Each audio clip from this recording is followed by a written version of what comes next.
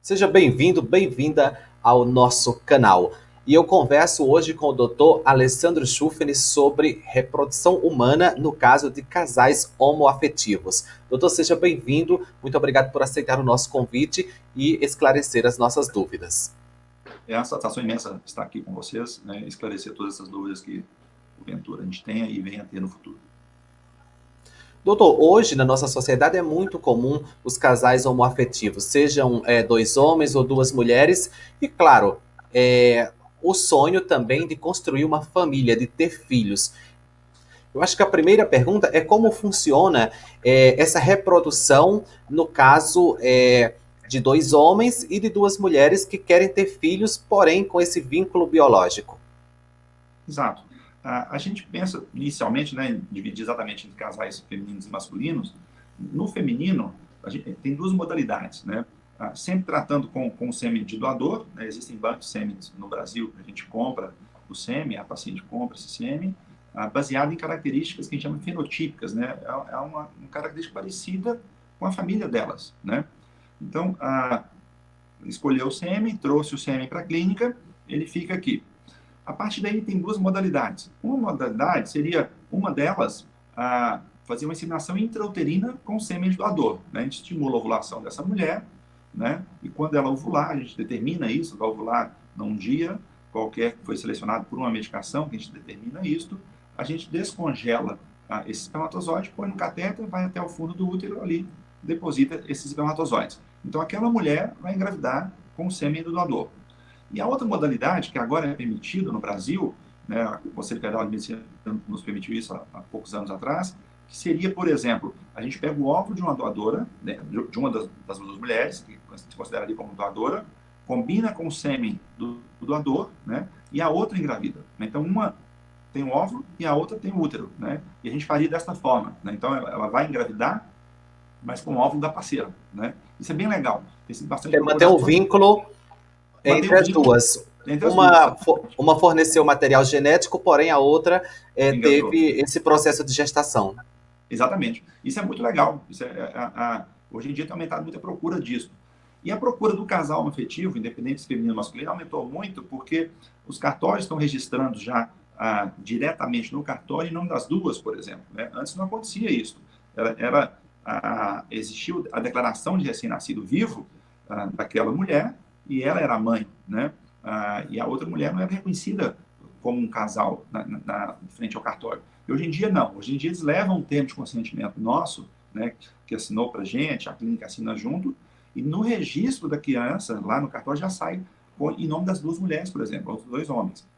O casal afetivo masculino é um pouquinho mais complexo, porque a gente precisa de um útero, né, que seria a gestação de substituição, né, tem que ser familiar até quarto grau de um deles, e uma doadora de óvulo anônima. Né? Então, envolve um pouco mais isso somente através da fertilização in vitro. Né? Não caberia uma inseminação intrauterina que precisa de um óvulo de uma outra mulher. Né? E combinar com o espermatozoide de um deles só. Né? A gente não pode transferir embriões com o espermatozoide de um e de outro do casal. Né? Então, escolhe um deles e faz a transferência embrionária baseada sabendo de quem vai ser o espermatozoide. Né? Então, é dessa forma que a gente trabalha. Com menos procura, né? O casal afetivo masculino, então a gente ter que envolver ainda uma gestação de substituição, além da doadora de óvulo. A doadora de óvulo tem menos doadora no Brasil do que a doadora de sêmen, por exemplo, é mais fácil. Hoje a gente importa sêmen, se quisermos, com um custo muito menor do que uma doadora de óvulo, por exemplo. Né? Então, com isso, acaba dificultando o casal homoafetivo masculino, mas o feminino é muito comum. Né? Assim como também não relacionado diretamente ao homoafetivo, a produção independente, né? Que é aquela mulher que deseja ter o filho, não tem o parceiro ideal naquele momento, ela pega um sêmen de doador e engravida. Né? Então, acaba que a procura está muito grande por isso também.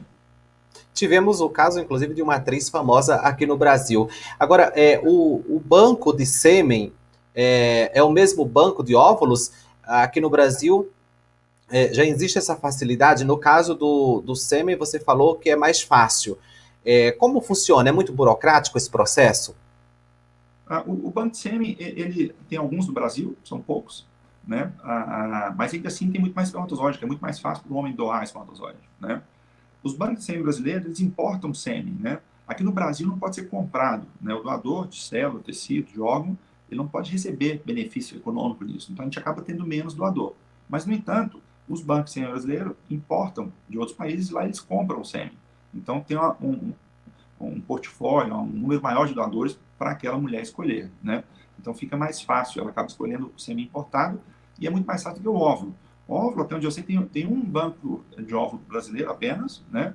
E a gente pode importar também, mas o custo do óvulo é maior, né? Porque envolve toda uma aspiração folicular, o médico tem que aspirar, tem que ir um laboratório, fertilização in vitro. Então, o custo operacional de um preparo de óvulo é muito maior do que o de um preparo de sêmen. Daí a diferença de preço, né? Por mais que a doadora brasileira ela não tem ganho econômico nisso, não tem mesmo, mas o preparo desse óvulo custa caro, infelizmente, ainda, né?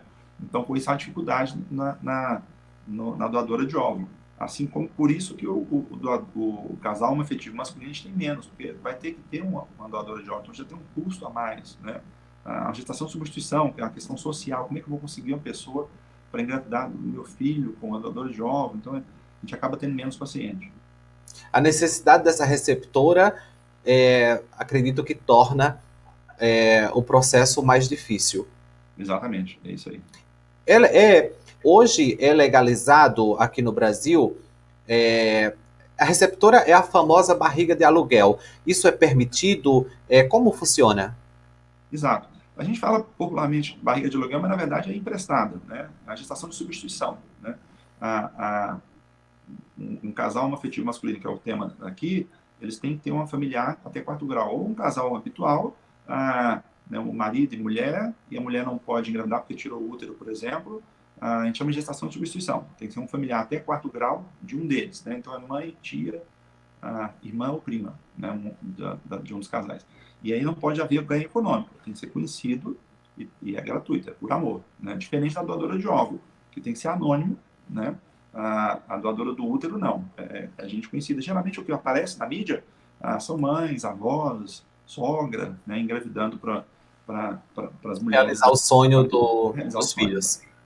Exatamente. Espetacular. Doutor, muito obrigado pelas respostas, foram muito esclarecedoras. Perfeito. Os contatos do doutor estão aqui na tela para você acompanhar ele nas redes sociais, tirar suas dúvidas ou até agendar sua consulta.